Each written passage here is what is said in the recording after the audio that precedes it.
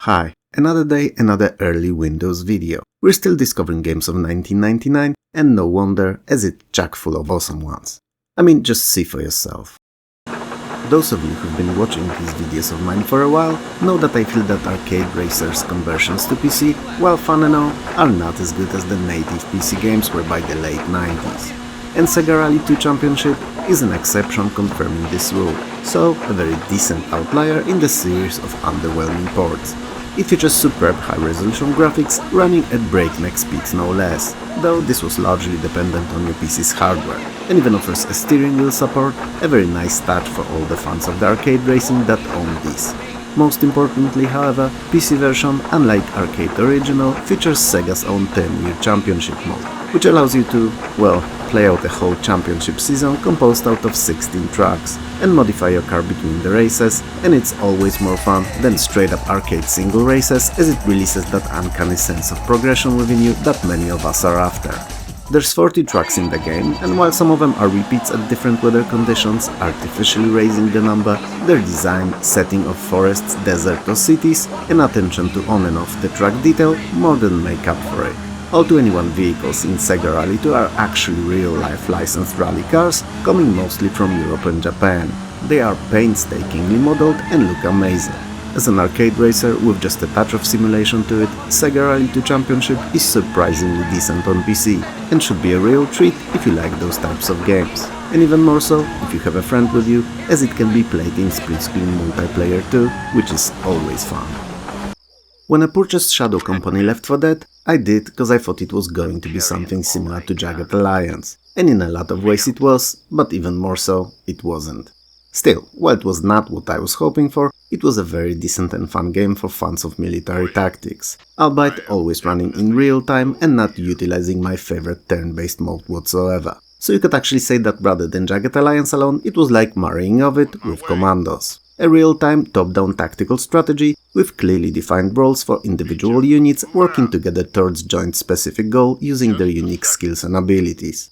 Anyway, you play as a leader of a private military group, so mercenaries for hire, and have a unit of men under your lead. Each of them is described by 12 different attributes and have their own specializations and personalities. Up to 8 of these can be taken on a particular mission, and the choice of which is entirely up to you, though it's always best to build a team that would complement itself and feature many different proficiencies. So pairing a medic with a sniper, someone working in stealth, and a troop proficient in demolition is bare minimum, I feel, and the remaining spots can be filled by other team members. Or not, cause you know, it's your call after all, you're the boss here.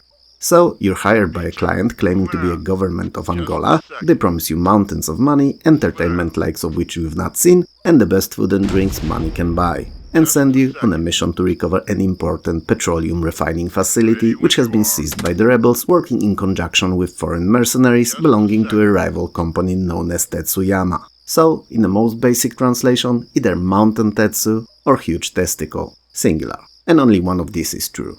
Anyway, as you complete the mission, spreading high-velocity delivered justice, creating pockets of bodies all around the mission area, you discover that your employer abandoned you there and that the facility is much more than just a refinery. It seems that the international terrorist group known as Genesis is behind it, and you'll have your work cut out for you, traveling the world and trying to dismantle them. Oh, naturally, you're mercenaries, so you're not doing it for smiles and praises, but bucketfuls of cash, hired by the mysterious Mr. Stein. Shadow Company, while essentially being a squad-based RTS, is much slower than what you're used to, as it focuses on tactics a lot, making you plan out each and every next move. If you enjoy those kinds of experiences though, there's a lot to like here, especially on higher difficulty levels, as on those lower, the enemies are as bright as light coming from a broken light bulb. Nocturne is an action game with survival horror elements and a touch of supernatural. It features full 3D characters overlaid on top of pre-rendered backgrounds with fixed camera angles. So you know, a viewpoint I hate with a passion of rogue AI, limited in its eye activities by the walls imposed of it by slavery-like rules of robotics. At the time of its release, Nocturne was one of, if not the most demanding game on the market. It could devour any computing power you could throw at it, both in terms of CPU and GPU, as its engine ran all of its effects in real time. So shadows, volumetric lighting and fog, reflections, lens flares, skeletal-based animation of characters, 3D positional audio and surround sound. We take all of this for granted today, but back then, only the best of the best could handle as demanding of a game as this one. You play as a mysterious stranger, a member of secret American paranormal investigation team, seemingly founded by the President Theodore Roosevelt to combat the unknown, so all manner of otherworldly and demonic creatures. The game is composed out of 4 unique scenarios, missions that you're sent on if you will, and you're the only one capable of solving them. And set solving gameplay-wise at least comes down to killing all the monsters that you'll find and completing secondary objectives, so either finding appropriate keys, puzzle objects or rescuing people from danger. Weapons that you'll get to use on your travels are a standard fare for the survival genre, so pistols and shotguns, and less offensive crossbow and flamethrower. There are also some melee weapons like access to, so in case you run out of ammo, which you most definitely will, you can always revert to beating the monsters in a more direct way. Looking them in the eye as life abandons it, bit by bit, with each hit of a shovel to their slowly deforming heads. It has to be said here that Nocturne is rather gory, and having your enemies be split in half or lose limbs is nothing special, and you'll pretty much get to see them die in all manner of bloody messes. On a side note, those limbs can actually be picked up and thrown back at the enemies in some kind of a sick taunt, showing them what awaits there if they keep going your way. And yet they will, despite that. The 4 missions, which can be played in any order, are a team-up with a half-vampire to retrieve a powerful artifact from castle in Germany, a liberation of a small rural American town from a zombie infestation, battle with reanimated mobsters created by the Al Capone in Chicago, and solving a mystery of a house full of deadly traps. Combat is fun, and no doubt Nocturne's strongest suit, and it carries you through the entire game with ease. There is one thing Nocturne failed at entirely, and it's the fear factor, or lack thereof, which is a bit disappointing in a horror game, even one as playable as this one. Do you remember Battle City on NES? In some regions it was also called Tank, so you may know it under that name too. You know, the very simple top-down game where you'd control a tank and had to fight with another, controlled by CPU or a second player, in various different simple city-like environments. I say city-like, but in reality they were just made out of what looked like bricks, concrete, water and shrubbery. It's a gross oversimplification, but Wild Metal Country could be considered a modern battle city. This time though, with a story. 3 planets of the Tetic system, which sounds like a budget brand of GPS for your car, have had their machines gone out of control, drive population out and kept the planets for themselves. Your mission, should you choose to launch the game and decide to play it, is to go to each planet and collect 8 color power cores that are held and protected by the machines. When you manage to secure them, you have to deliver them to appropriate hovering pickup points. You have 8 types of missiles and 4 of mines to complete your mission, unlimited number of lives and no timer. It's a very simple game at heart and one that does not demand much from you, at least not mentally, so if you're looking for something to just fire up, to drive around and shoot at stuff mindlessly, Wild Metal Country is the right pick. In online multiplayer, which can be played by even up to 8 people at once, it's all about the frags and credits. So yeah, fun. There's few types of tanks to choose from, and generally speaking, despite being a very basic title, Wild Metal Country can be fun in short bursts from time to time. Graphics are rather nice and in full 3D, though the near-complete lack of any interesting landmarks or decorations on the planets make them feel empty and like reskins of one another just using different color palettes. Still, the game is what it is, and it doesn't pretend to be anything more, and for that, I think it's worth a mention. System Shock 2, an action role-playing survival sci-fi horror and FPS hybrid, is considered by most gamers familiar with it as one of the most important titles in the entire history of gaming, and deservedly so, as in many ways it was a near-perfect game. It's also a title no one in their right mind should want to cover in a video, as it has so many fans and people who love it and know it by heart that some backlash for missing, overlooking, ignoring, or even worse, oversimplifying something is pretty much guaranteed, and nearly everything I'll say about it today may be an igniting point for raging fire of hate and anger. But whatever, I'm doing it anyway. System Shock 2 is set 42 years after the events of the first game in 2114, on board a faster-than-light experimental spaceship named Von Braun. Not Von Orange or Von Pink, but Von Braun. And yes, I know that it's with AU and not OW, I'm thick, but not that thick. Anyway, you're a soldier working for UNN, so Unified National Nominate, and you were supposed to be escorting the Von Braun in the military ship Rickenbacker, yet the only thing that you recall upon waking up when the game starts after you crawl out of your cryotube on Von Braun is all I just said. Something's not right, and you're about to figure it out. It seems that both ships were infected with something unknown, a hive mind-like parasitic worms that were mistakenly picked up when responding to a distress call, and most of the crew members were either mutated into monsters or killed. Shortly after waking up, you're contacted by a woman claiming to be the only female survivor and asking you to rendezvous with her. To do so, however, you'll have to traverse through the entire huge-ass monsters and robots-filled ship on foot. And this is where the real game begins. If you've not played it or know of it, then boy oh boy are you in for a lot of surprises, twists and turns, adventures and challenges ahead. As in most RPGs, you pick a class in System Shock 2, and that choice will grant you bonuses to your initial skills and specializations, while picking one that would fit your playstyle is the right choice, either focusing on combat, hacking, or being proficient with psionic powers. It's worth pointing out that neither of the choices really locks you out of the skills that the others use. They may just take a bit longer and some cybernetic gymnastics to acquire. As you move through the ship completing missions and unlocking new areas, the plot will slowly reveal itself bit by bit, leading you through the entire adventure. And I gotta note here that while you'll have access to both melee and ranged weapons, you'll nearly always short of ammo and underpowered, and it's much better to focus on survival and avoiding the enemies when possible, rather than maniacally trying to find and kill them all. Since System Shock is a sci-fi and cyberpunk mixture, you can bet your sweetly nest that there are cybernetic implants in the game that will amplify your skills for as long as they have juice to keep running. Other than putting things that don't belong in your body, you'll also be finding and researching new stuff, and it can be weapons and items that will come in handy on your mission, or enemy organs that will teach you how to deal more damage. Found nanites, so the currency of the game, can be spent on either purchases of weapons and items in matter replicators or on hacking, repairs, upgrades and healing. Psionic skills give you a set of quote-unquote powers, like being able to move things at a distance, to paralyze the enemies, or even to become invisible, and for all intents and purposes can be considered as equivalent of magic found in fantasy RPGs. Up until the final confrontation with the woman that contacted you, most of the story is unveiled by found messages and audio logs, left by the crew members before they died. And it, along with there being literally no one else with you, gives System Shock 2 a very alienating and lonely feel that, mixed with horror and cyberpunk themes, makes it as atmospheric game as no other. And not only then, but to this very day. If you like twists and turns in your games, deep and engaging story, challenging combat and tons upon tons of extra activities, System Shock 2 is a title for you. But if you're new to the genre, while it's one of the best, it's not a good start, as it's a gigantic and difficult game.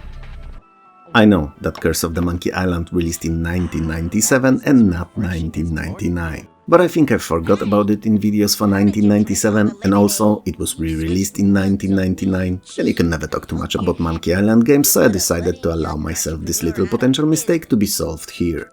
Anyway, The Curse is a point-and-click adventure and the third in LucasArts' series of best of the 90s adventure games. Once again, you play as Guybrush Threepwood, a pirate equivalent of Mr. Bean, so someone most other pirates laugh at, but also one that has the biggest heart and is most definitely not one of those evil pirates. Which reminds me that there's this really funny pirate themed, very Monkey Island-like in its humor TV series on Max called Our Flag Means Death. So yeah, check it out. Guybrush is more into sailing and treasure hunting than drinking grog and plundering. So, after nearly escaping evil ghost pirate LeChuck in the previous game, our hero finds himself drifting onto the series staple Plunder Island, where met by his love interest Elaine Marley on the beach, he proposes to her using ring found on LeChuck's ship. As it turns out, it carried a rather nasty curse, and Elaine is near instantly turned into a solid gold statue. Tough luck for Guybrush, even tougher for Elaine, as she really wanted to use the bathroom before being transformed. Our unlucky hero must find a way to turn her back, and find her too, actually. Cause you know, a solid gold statue on an island full of pirates is not something that's gonna stand there unclaimed for long.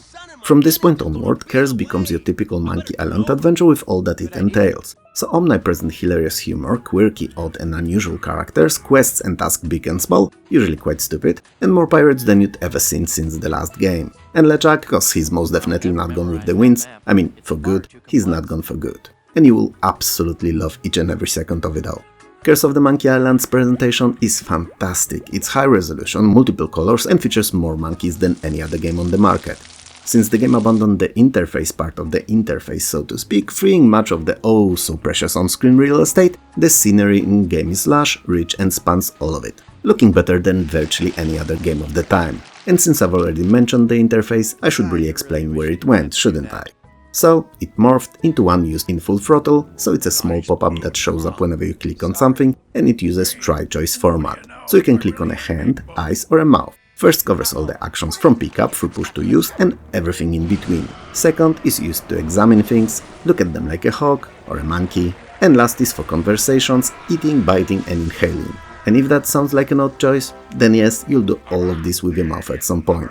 Have no fear though, the icons are context sensitive and will change to appropriate actions when necessary, and you'll never feel lost playing Curse. Oh, and the inventory is brought up with the right click.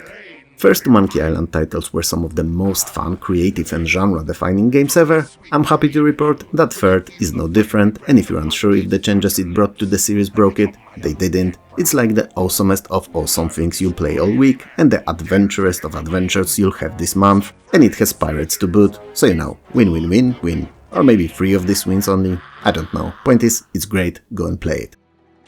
The Longest Journey is a point-and-click adventure and one of the best modern games in the genre. It takes place in the year 2209 in a city of Newport in an unspecified region of the future US. You play as April Ryan, 18-year-old art student. She's been recently in a pickle, a sour one no less. Not only she's been struggling with finishing her painting, but also have been plagued with very vivid and realistically feeling nightmares for months and is slowly losing strength to deal with it all. I mean, when does one begin to question one's sanity? Anyway, one of those odd nights she dreams of a white dragon that tells her that she's the mother of the future, which is then promptly followed by a real-life lucid encounter with a man named Cortez, whom tells April that she must face reality in her dreams. All of that seems odd, and April's unsure what to make out of it. Soon enough, however, she learns that the world is not what it seems and that the reality has many facets. In this particular case, April's world has 2 parallel realities. Science and technology-based one called Stark, and that's the one April lives in, and another called Arcadia, where the magic reigns. And as it turns out, April possesses the ability to shift between worlds, so is in a unique position of being the only person capable of restoring the balance in both of the worlds before it's too late. And the nightmares she was having were actually unintentional shifts she was making between the realities when asleep. This is where your adventure truly begins. I know that the setup may seem a bit vague, but trust me, The Longest Journey is one of the best games in the genre and a captivating story from start to finish. While the game sports absolutely despised by me with the passion of an armless juggler pre-rendered backgrounds with fixed camera points, it's not an action-based title, so I'm much less annoyed by it as the shifts between viewpoints don't get in the way of quick reacting, which is not present in the game, and I can appreciate the graphics without worry that the camera jumps may cause me to lose a life. In fact, The Longest Journey follows the greats in the genre in this and features no lives and no points where you could actually lose them, so you don't have to worry before trying out things or seeking unusual solutions to some of the puzzles. Most of which are inventory based, but some correct picks in multi-choice extensive dialogues will be needed to advance the story too. The split into realities of technological and magic in The Longest Journey and bigger-than-life quest that seemingly unprepared for young woman must face, and she does, like a boss no less, makes the game one of the more rewarding and fulfilling adventuring experiences of its decade, and I can't recommend it enough. Though it has to be said that if we're talking 90s, my opinions in regard to point-and-clickers should always be questioned, as I will always pick Monkey Island games as my faves, despite other being objectively better. Because look behind you, a 3-headed monkey! Outcast is a futuristic sci-fi action-adventure game taking place on an alien planet Adelpha. Its story is rather interesting and sets up the gameplay quite well. In the year 2007, a parallel universe is discovered and we've sent a probe to it to scout and report on its findings.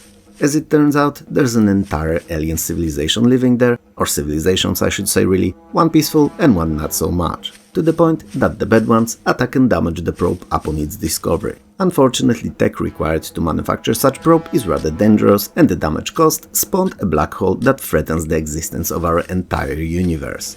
Whenever something goes astray and there seems to be no way to fix it, historically we revert to one action and one action only. And no, I don't mean an all-out attack, even if it seems like something humans would do. Nope, we send you, our savior and interdimensional hero extraordinaire with dashing good looks, impeccable hairline, snow-white smile, muscles to rival those of best action heroes and morals of a saint. And we kinda leave things in your hands to figure out a solution. And this time, we've done the same. I mean, we theoretically sent you there with 3 scientists who were supposed to study the phenomena and find a solution, but naturally, upon arrival in Adelpha, you've been separated. So left on an alien planet populated by the species called Talan, who are split in 2 factions, a peaceful and extremely aggressive one, convinced of its own superiority, you must carry on the mission on your own. Well, to make things clear, they are convinced of their superiority, you don't have to be, everyone knows you're superior to everyone else. So, find the probe, locate the scientist and get them to fix it, avoid the destruction of our reality, and in the same time help peaceful Talon overthrow the Evil One's plans for taking over their world. The adventure will take you through all 5 uniquely stylized continents on the planet and will see you solving many quests, big and small, before you'll be able to fill your main task. In fact, it's those quests that will push the story ahead and keep the game progressing at a steady pace. Other than that, you'll be involved in a lot of combat with the evil Talon, and to beat them, you'll utilize 6 different weapons and numerous helpful gadgets too, such as Hollow Decoy for instance, which does exactly what you think it does based on its name only. You can think of Outcast as Tomb Raider in space, with no tombs, but a lot of raiding and adventuring. You can run, fight with ranged weapons and at close distance too, jump, swim, dive, crawl and ride a local horse equivalent, a weird animal known as Wonha. If you like Lara Croft and her shenanigans, then Outcast will be a lot like it, just sci-fi and with a dude as a protagonist. Cutter Slade, an awesome name for a hero. The most unusual of Outcast features though is its save game system, which is unlike anything we've seen. At the beginning of the game you receive an object called Gam Sav, which is said to be able to capture your essence so that it can be restored if anything dramatic happens to you. So to use it, and as an extension of that save the game, you have to equip and squeeze it. It will start glowing and emitting sound that will attract all nearby enemies. If there is no one around, it will stop after a few seconds and you'll be able to save your game. But if the enemies are near, they'll engage you in combat. It's an interesting mechanic and one that makes you actively seek out and make mental notes of secure locations to save your progress. To summarize, Outcast is fun, play it. Ultima IX Ascension is the 9th and last entry in the long-running series of role-playing games and the only one to use true 3D polygonal graphics. Generally speaking, despite being a technological step up over previous entries, Ultima IX was a bit of a letdown, at least to me. Britannia was considerably smaller than in previous games, many of its areas were locked off and inaccessible until specific tasks were completed or just not used in the game at all, and populated locations were tiny. I mean, the biggest city of the entire kingdom is literally just a few buildings in size. The story and gameplay are all decent, even if nowhere near the similar level of the earlier entries, but everything else felt smaller, less grandiose, and overall limited in scope. That's me though, and don't let my opinions sway you. If it looks like a game for you, do check it out, you may end up loving it. Story-wise, playing as Avatar, you're once more summoned to Britannia to deal with the evil Guardian. As you arrive, you find Britannia to be a shadow of its former self. A theme you should be used to if you played earlier games. Numerous mysterious great columns appeared throughout the land and caused famine, plagues and natural disasters, often all at once. The reason behind it all is obviously the corrupted Guardian, who stole the runes of virtues from the respective shrines, twisting the meaning of the virtues in the process into the mockeries of what they were before, and morphed said runes into glyphs that he placed within those aforementioned evil spewing columns. So, it's not that difficult to figure out what your main quest will be, and it's finding and recovering of the glyphs, returning them to shrines, and meditating the evil out of them. And if you think I'm joking here, I'm not. You're gonna be meditating your ass away. All for the stones to recover the true powers of good. I once meditated so passionately and with all my might that I ended up cleansing my body too, out of all the food that it had stored up. And it made me work up a little hunger. So, a hungy. Naturally, as the story progresses, you'll complete numerous side quests and have many cool adventures. Unfortunately, Ultima IX removed experience points entirely, only increasing your basic attributes after completing certain story events, which might have been fine in any other game really, but in series so heavily rooted in RPG, it was a change most fans of the series did not appreciate, present company included. Anyway, the combat's naturally action-based and actually pretty fun, utilizing melee and ranged weapons and magic spells. On the plus side, the ever-present in the series ability to pick up and carry nearly any object in the game has been preserved, and while usability of this mechanic is questionable, it's one I always liked in my games. I know I've laid some solid and stinky bricks on Ascension, but despite being disappointed with a lot that it did, I did actually enjoy it. I've not completed it though, I think something else stole my interest mid-playthrough, but I had fun for a while. Grand Theft Auto 2 is a follow-up to extremely successful first game and still top-down arcade action-adventure set in the world of near-future unspecified North American city controlled by 3 rivaling gangs. It is not explicitly said when exactly the game takes place, but judging by the difference in technology from our real world, it's a few decades at most. Unlike the original, which was split in few cities, GTA 2 takes place in one, but it is divided into 3 large districts, each of them unlocked along with the story progress. So, downtown, residential and industrial.